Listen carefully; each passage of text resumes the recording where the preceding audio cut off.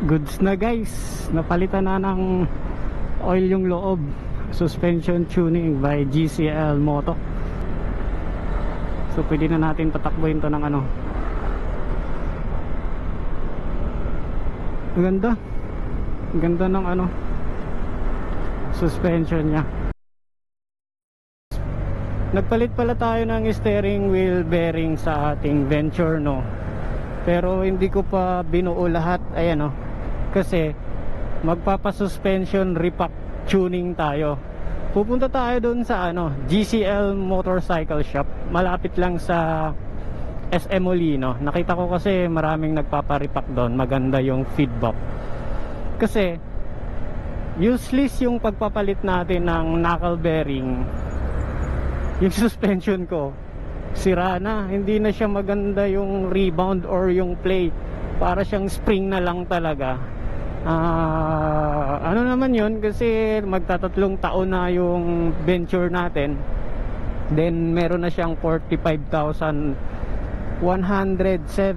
odo. So parang first time pa lang niyang maripak. Kasi pag pinalitan mo ng steering wheel bearing, din hindi natin pinagawa yung suspension natin, kahit anong brand, kahit anong ganda ng steering wheel bearing natin, pag hindi gumagana ng maayos yung suspension sa harap natin, malamang sisirain at sisirain ulit doon. Siguro mga 2 months, 3 months, mga ganon, sisirain na naman. Kasi nga yung trabaho ng suspension sa harap natin, hindi niya nagagawa ng maayos. Kaya naipapasa na doon sa ano, steering wheel bearing. Kaya masisira at masisira. So kung ganun naman yung issue nyo, or tulad sa akin, kailangan kong magpa-suspension repack tuning sa ating suspension. Kasi nga para hindi agad-agad masisira ang ating steering wheel bearing. Mahirap kasi kung ano, masira agad, 'di ba? Tsaka sulit na rin kung magtatatlong taon na yung motor natin. Then 45,000 first time lang maripak. Pag plinlay mo kasi yung suspension natin sa harap, ano, napakalambot niya na. Alam nyo naman yung riding style ko, talagang off-road, talagang lubak kung lubak. So suspension tuning tayo. Yung steering wheel bearing pala na kinabit natin is ball bearing. Yung puro talaga bulitas lahat, wala siyang crown. Yung stock kasi nito, yung galing sa Venture talaga, galing sa warehouse, yung may crown, tapos ball bearing. Tapos nung pinalitan ko ng Phyto, ganon din yung may crown. Tapos pangalawa kong palit, yun na yung knuckle bearing na suntal, na parang pahaba siya na bilog na roller. Yun, knuckle bearing ang tawag doon. Tapos ito yung pangatlong palit natin.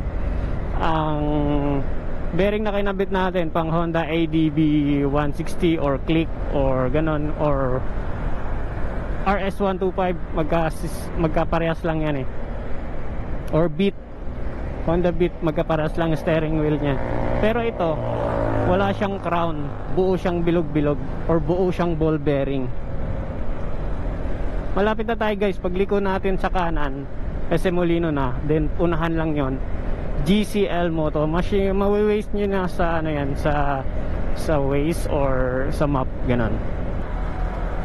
Yan yung SM Molino, unahan lang nun. Dito guys sa Max Village papasok. Opo. Kanan po. Kaliwa. Thank you.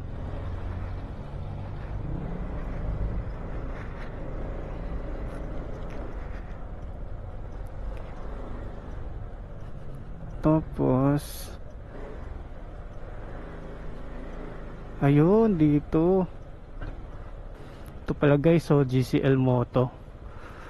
Gamit niya guys, ano, shock attack. Authorized seller din siya ng shock attack. Pops 3003 fork shock attack suspension specialist. Ayun yung mga ano nyo guys, aparato.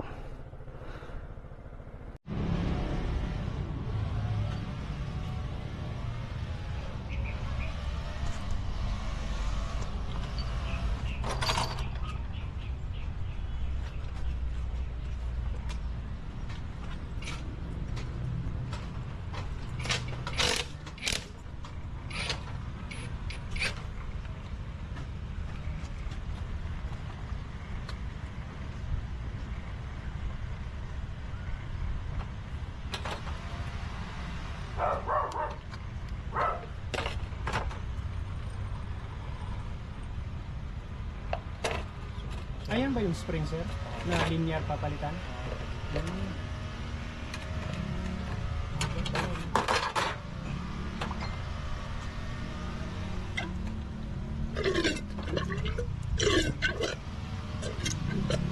sir, burak ko. Burak na. Kailangan talaga napapalitan yung 10k odo. Oo, Kada 10k odo.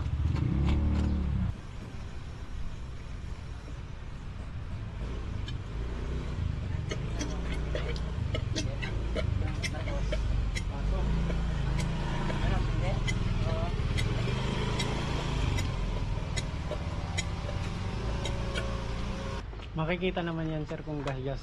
Bubuksan yan, di ba? sir, yung bubuksan, rebuild na tawag kasi doon. Ano lang. Flashing lang ano. Flashing Total, lang. Hindi naman, wala naman damage yung ano mo. Clear naman lahat yung ano niya. Usually kasi pag rebuild, kung mapapalitan ng oil seal, yan. Ito na lang talaga. Change ano lang talaga siya. Port oil, tapos tune ng konti. Ano ba ano mo, sir? Riding style mo? May angkas lagi eh. May angkas lagi. Mga ilang kilo yung angkas lagi? Siguro mga 50 din. Okay. Siguro level 3 na lang natin yung may angkas ka. Madalas ba? Madalas? Pag repack, Mga repack na ordinary ano, basic ano lang. Tatanggalin lang yung port oil. Papalitan ng ibang mga port oil na walang ano, kung anong viscosity. Para sa tama, para sa rider weight. parang balik sa dati lang. Parang Sa atin, advanced tuning ang tawag natin. Pre, kaya mo na pre. Kada ano, kita mga solution Kaya siyempre bago sa akin kasi, kaya binibigay ko muna ng ano tong ano, kasi wala pa kaming data. Kumbaga, parang free na lang yung ano.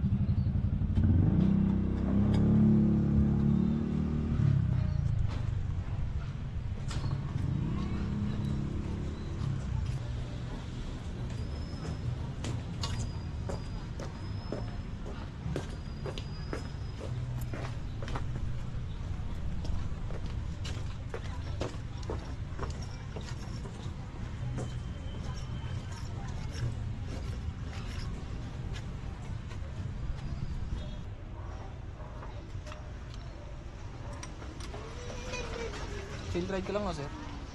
Chill ride lang ang takbuhan mo ano.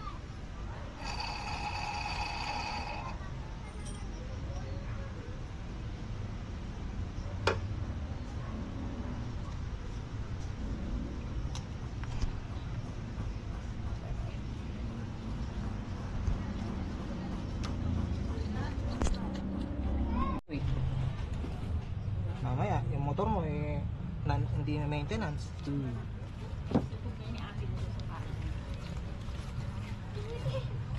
Pasukurin mo siya eh.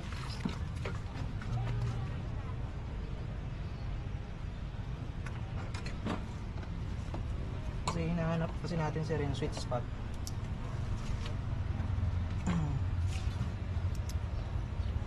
Red!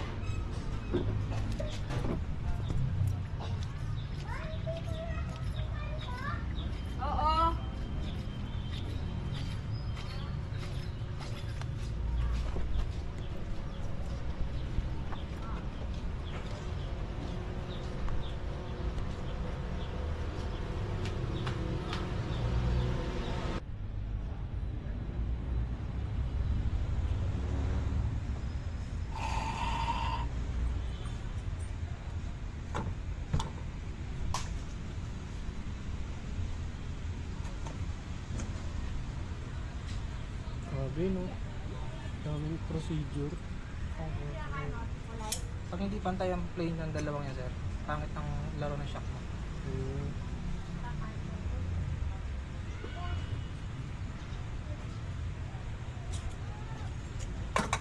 Mas may ano pa no, panukat. Sa totoo lang, ako na yung, ano ko na yata yung pinakamura na sinisingin sa inyo ng ano eh.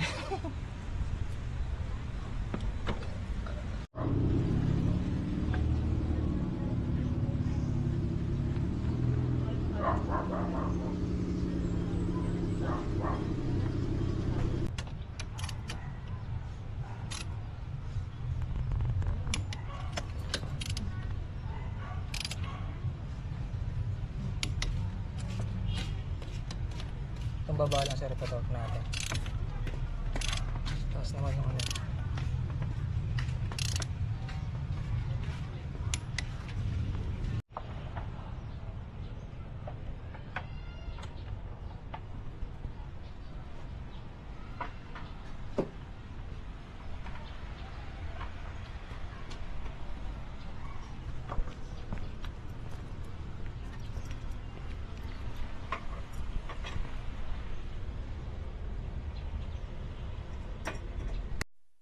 Pero warranty ko dito, sir, 1 month. Pag lumagot ako, kung narinig mo ng bottom out, sakali, hindi may iwasan yan.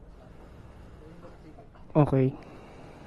Pero palagay ko goods na goods to eh. Yung mga acting, wala pa naman nag-bottom kasi nag-aalawan sa ako ng mga 10M. Pero ang ganda ng play ah. Sobrang ganda na. Kaysa yung dati, pag ginanong ko, balik agad sa akin eh. Oo, ramdam ko sa balikat eh. Pero ito oh. Sabi. Galing. Ano sir? Thank you sir. Thank you. Goods na guys. Tapos na ma-retune or ipack ang ating ano, suspension. Napakaganda ng ano guys oh. Iba siya sa ano dati. Oh. Sobrang solid. Ayan yung SM Molino guys. Dito lang yun oh, sa Maxis Village. Ayun o, Maxis Village. Doon lang. Tapos SM Molino to, oh. Tapit lang, di ba? Solid. So every 10,000 odo pala ang suspension tuning or suspension service, sabi ni sir. Sa akin 45,000 na. Ngayon pa lang nakatikim. Then nakita natin sa loob na napakaganda pa rin yung part sa loob. Walang pinalitan si sir kundi tuning lang talaga. Sinukot niya, marami siyang aparato na ginamit para sa timbang ko. Tsaka level 3 ang tawag niya eh, yung pinakasagad na suspension tuning. Kasi lagi akong may angkas. Tsaka gusto ko rin yun kasi mabigat yung motor ko. Maraming salamat po Sir GCL Moto. Napakaganda na guys. Ngayon pwede na natin tong ibakbak. Kung kanina 50 kilometers lang tayo, ngayon pwede na. Sobrang solid. Kung gusto yung ano magpagawa doon, i-PM nyo sa page GCL Moto. Tapos magpabook kayo kasi ano siya eh, parang part time lang sa ano 10. Magpabook kayo para ma-schedule kayo. Bibigyan kayo ng oras o kaya kayo magbigay ng oras tapos si sir yung mag-a-adjust. Sa sobrang solid nito, parang ano na, lubak ko. Lubak. So balik yung ano natin, driving habit natin na lubak, sagad na sagad.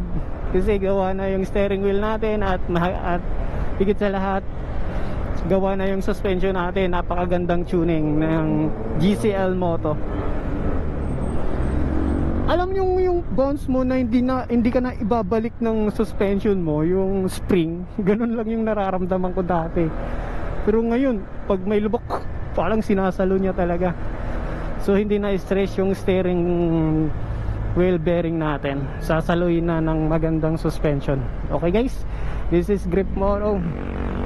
Sana meron kayong natutunan on your grip. Karga. Babush.